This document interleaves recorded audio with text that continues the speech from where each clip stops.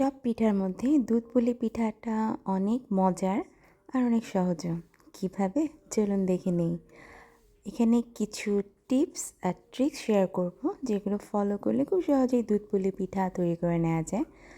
তো আমি এখানে 1 লিটার লিকুইড মিল্ক নিয়েছি, যেটা আমি জাল করে নিলাম। অপর একটা পাত্রে আমি কিছুটা পানি নিয়েছি, যেটা গরম হওয়ার পর আমি এখানে অল্প একটু সল্ট এবং চালের গুঁড়ো দিয়ে দিলাম, প্যাকেটে যেটা কিনতে পাওয়া যায় সেটা। আর অল্প একটু ময়দা আমি এখানে অ্যাড করছি, যেন এটা ডোটা খুব মসৃণ হয়, ফেটে না যায়। তো আমি এটাকে একেবারে লো হিটে কিছুক্ষণ সিদ্ধ করে নিব ঢাকনা দিয়ে ঢেকে, এবং এটাতে একদম সফট একটা ডো আমি তৈরি করব।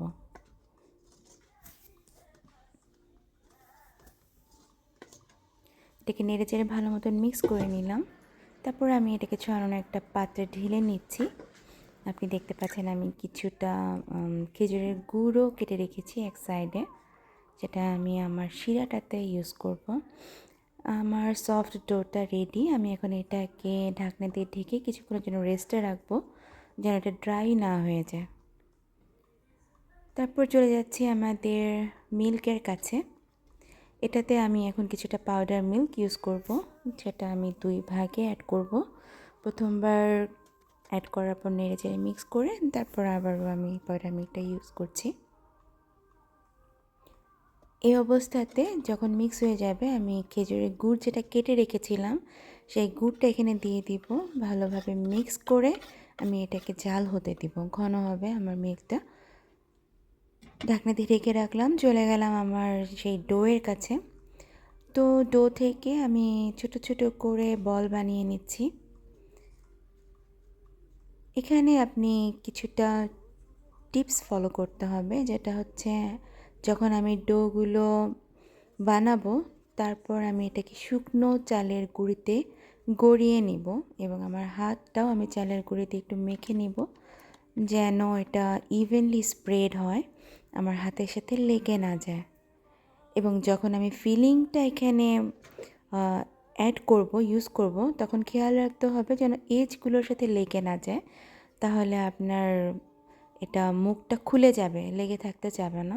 আমি এখানে দুধের খিরসা ইউজ করছি। খিরসার রেসিপিটা আমি এখানে অ্যাড করিনি, ভিডিওটা অনেক লং হয়ে যাচ্ছিল। অনেকে এখানে গুড় আর নারিকেলের ফিলিং ইউজ করে, বাট আমরা এখানে খিরসাটা ইউজ করেছি, যেটা শুধুমাত্র মিল্ক আর অল্প গুড় ইউজ করেছিলাম স্মেলের জন্য। খুব সুন্দর একটা অ্যারোমা আসে এখানে।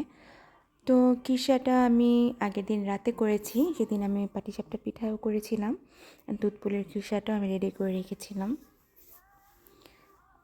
তো এখানে যখন আমি এটা ফোল্ড করছি, ফোল্ড করার জন্য প্রথমে ডান দিক থেকে যদি একটা চেপে কোনা বের করে নিই, তারপর সেই কোনাটা ধরে ধরে ফোল্ড করলেই সুন্দর চেন আকারে এটা হয়ে যায়। আর ফোল্ড করার সময় যেটা আপনার ফলো করতে হবে, যে ট্রিক্সটা, সেটা হচ্ছে আপনি হাতে কিছুটা চালের গুঁড়ি মেখে নেবেন, তাহলে আর আপনার হাতের সাথে লেগে যাবে না। সুন্দরভাবে ফোল্ড করে নিচ্ছি। একে একে আমি সবগুলো পিঠা তৈরি করে নিলাম। কিছুটা টাইম লেগেছে অবশ্য, এটা একটু সময় সাপেক্ষ ব্যাপার। আমার মিল্কটা অনেকটা ঘন হয়ে এসেছে। আমি এর পর্যায়ে কিছুটা সুগার ইউজ করছি। আমার কাছে মনে হয়েছে চিনি একটু কম হয়েছে মিষ্টি, সেজন্য আমি আরও কিছুটা অল্প সুগার এখানে অ্যাড করি। এরপর আমি একে একে আলতো হাতে আমার যে পিঠাগুলো করা আছে সেগুলো আমি এখানে দিয়ে দিব দুধে। দুধ পুলির পিঠাগুলোর সাইজ একটু ছোটোই করতে হয় এবং একটু পাতলা হয়, কারণ যদি মোটা হয়ে যায় পিঠাগুলো তো সেটা খেতে একদমই ভালো লাগবে না। এটা চারদিকে স্প্রেড করে দিলাম, আর এমনভাবে দিতে হবে যেন শিরাটাতে আপনার সবগুলো পিঠা ডুবে যায়। এখন আমি এটাকে হাই হিটে ঢাকনা দিয়ে ঢেকে 10 মিনিটসের মতন এটাকে হাই হিটে সিদ্ধ করে নিব। তারপর মিডিয়াম টু হাই হিটে আরও 10 মিনিটস, ইন টোটাল আমি 20 মিনিটসের মতন এটাকে সিদ্ধ করে নিয়েছি। দেখতেই পাচ্ছেন আমার পিঠাগুলো ফুলে টুপটুপা হয়ে একদম রসগোল্লার মতো হয়ে গেছে। এটা যখন বয়েল হতে হতে উপরে উঠে আসবে, তখন ঢাকনাটা খুলে একটু রাখলেই আবার এটা নিচে নেমে যায়। এভাবেই আমি ঢাকনা দিয়ে ঢেকে ঢেকে এটাকে সিদ্ধ করে নিয়েছি এবং খুব সুন্দরভাবে সিদ্ধ হয়ে এটা একদম ফুলে গিয়েছিল। অলমোস্ট আমার পিঠা ডান। আমি এখন এটাকে সার্ভ করে নিব গরম গরমই। এই তো আমার পিঠা রেডি। আমি এখন একটা ছড়ানো পাত্রে এটাকে সার্ভ করে নিলাম। অত্যন্ত মজা হয় এই পিঠাটা, সবাই ট্রাই করতে পারেন। আর এই টিপস আর ট্রিক্সগুলো অবশ্যই ফলো করবেন। সবাই ভালো থাকবেন। আল্লাহ হাফেজ। কেমন লাগলো জানাবেন।